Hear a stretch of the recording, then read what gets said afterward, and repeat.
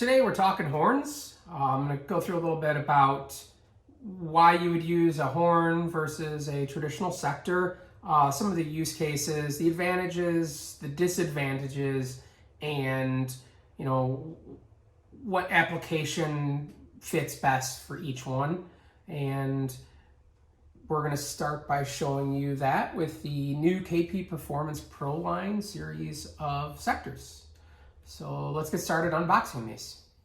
KP Performance was kind enough to send me the first of their ProLine series of horn antennas, and I have a couple boxes here that I'm going to go through. First one is the actual horn. This one is a 30-degree horn in 5 gigahertz, and then they have two of the access point mounts, which are quick mount.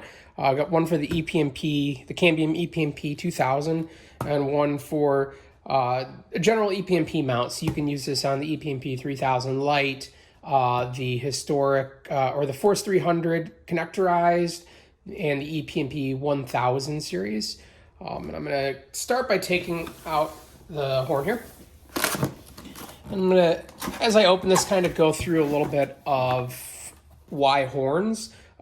Starting out, they do have compatibility with all of the major product lines on the market right now. So they have Mimosa mounts, which I'll show some pictures of here. So this is the Mimosa mount. They also have and support a Ubiquity mount series, and as you're going to see here, the Cambium series. And if those don't work for you, they do have a N-type connector series, so you can hook up whichever radio you'd like that's N-type and use a remote mount kit for that radio. The ones that they support here of the Mimosa, the Ubiquity, and what I'm going to show you, the Cambium, those actually physically mount and are held up by the horn, so it's a singular mounting system. Very convenient. Starting out here, opening this up, the basics, they're going to give you a spec sheet and a little installation guide and telling you how to install this. This box comes with the mount and the horn, so the individual radio mounts that you're going to buy are just the snap-on devices. The actual tower mounting is taken care of when you buy the horn itself. Mounting bracket and bolts.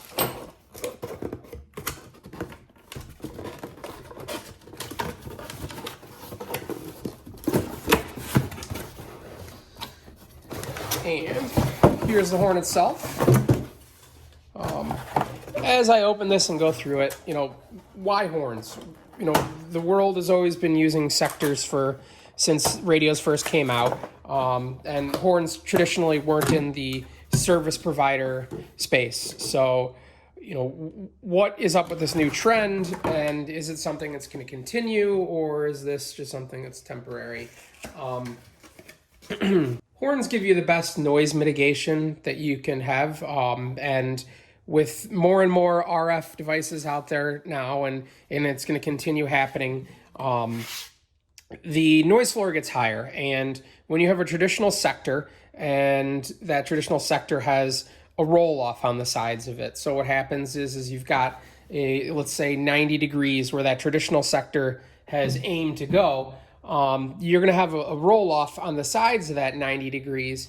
And what happens is that not only is your signal having a roll-off and gets weaker as it gets towards the edges and beyond what the manufacturer has tuned that sector for, but you're also hearing interference. And so more than anything, horns exist to battle interference.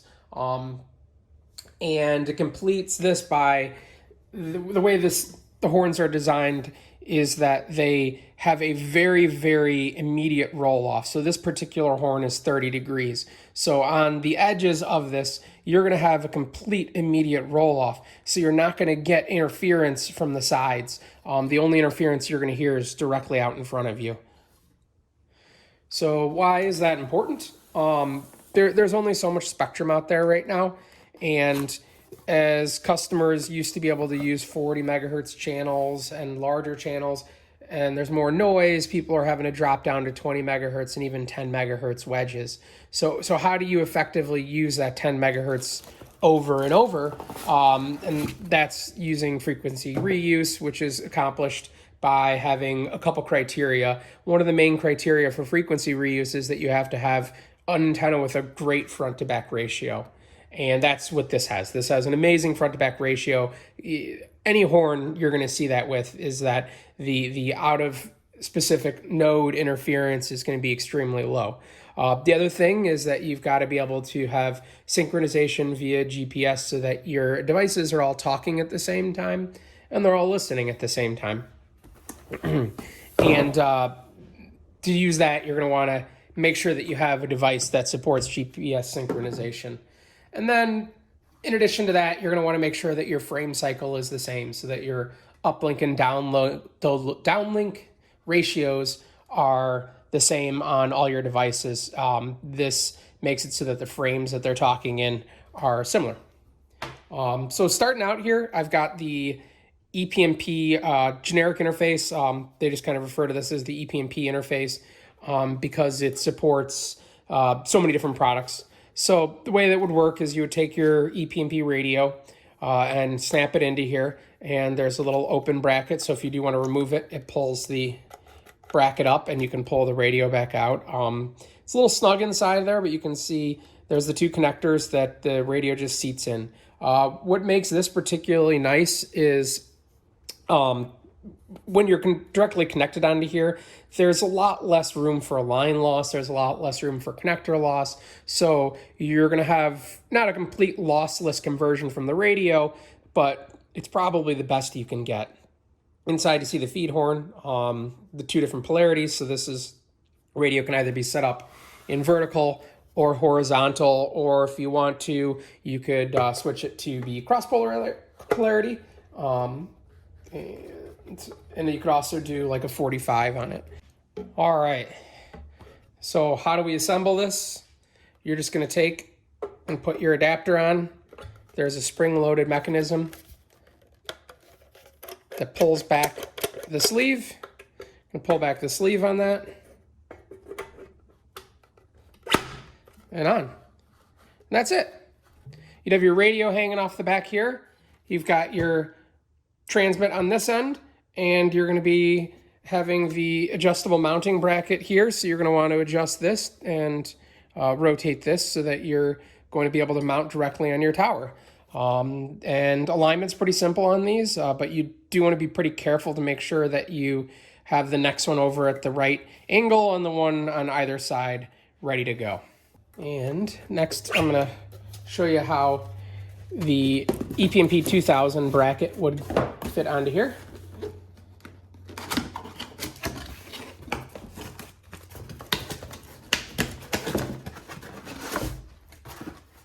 So with all of this ecosystem outperforming sectors with noise mitigation, a lot of people are moving towards them, as I mentioned.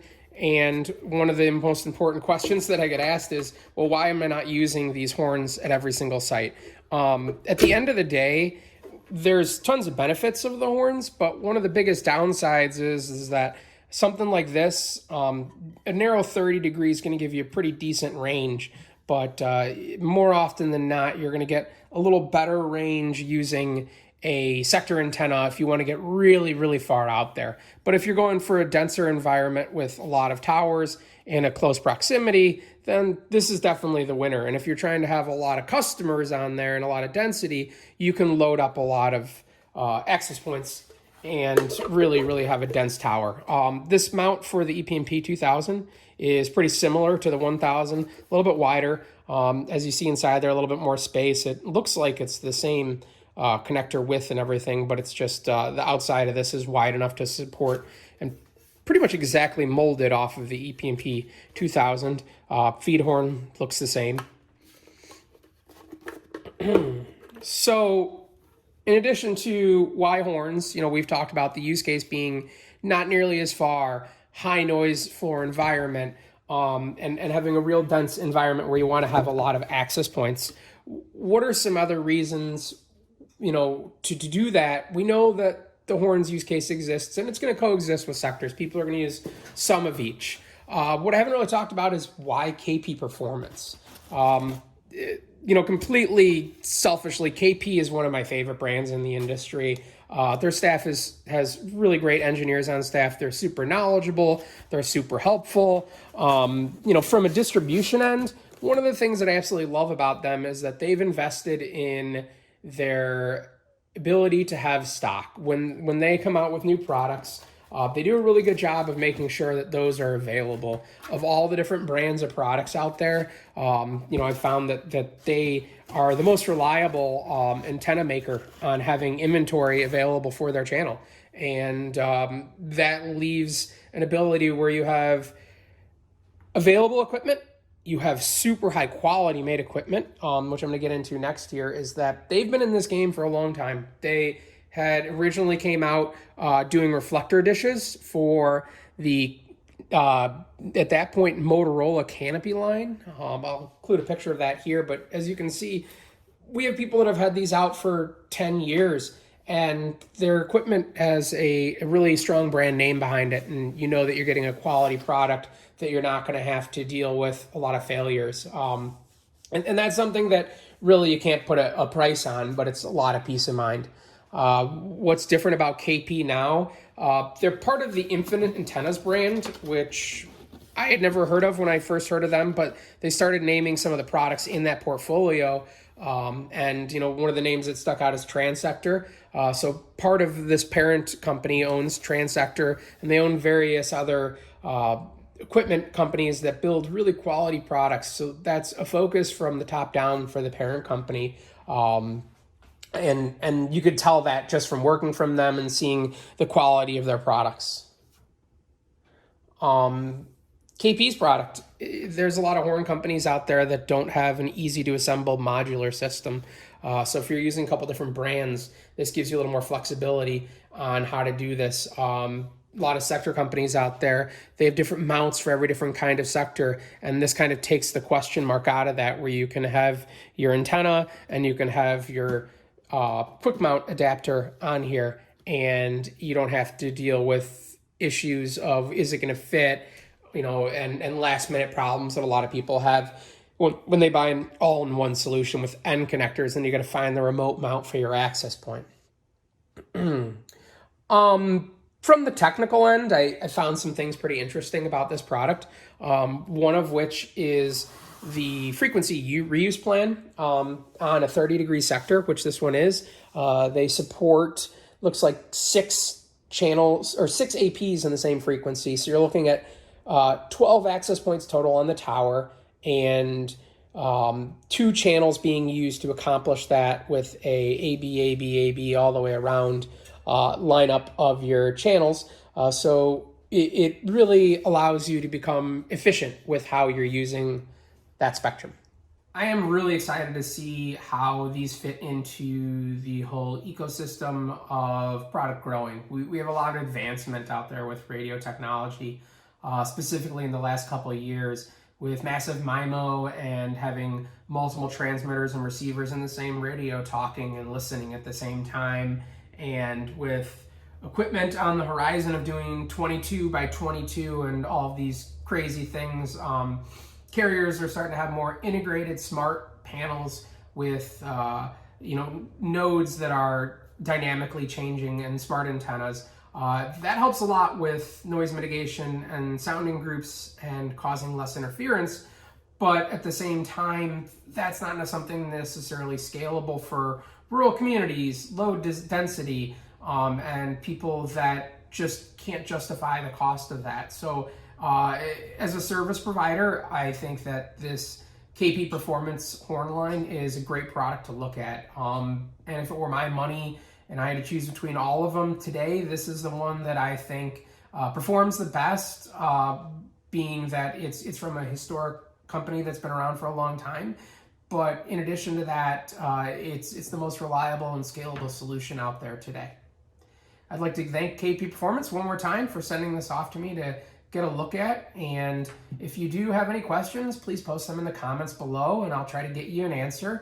And if you're looking to buy these, feel free to reach out to me. I'd be more than happy to help you out. And if you do have a product that you'd like me to review, feel free to reach out to me as well. I'm trying to focus on service provider specific equipment, and the more people that can get me equipment, the more traction I can make on some more informative videos for everyone to hopefully enjoy. Thanks.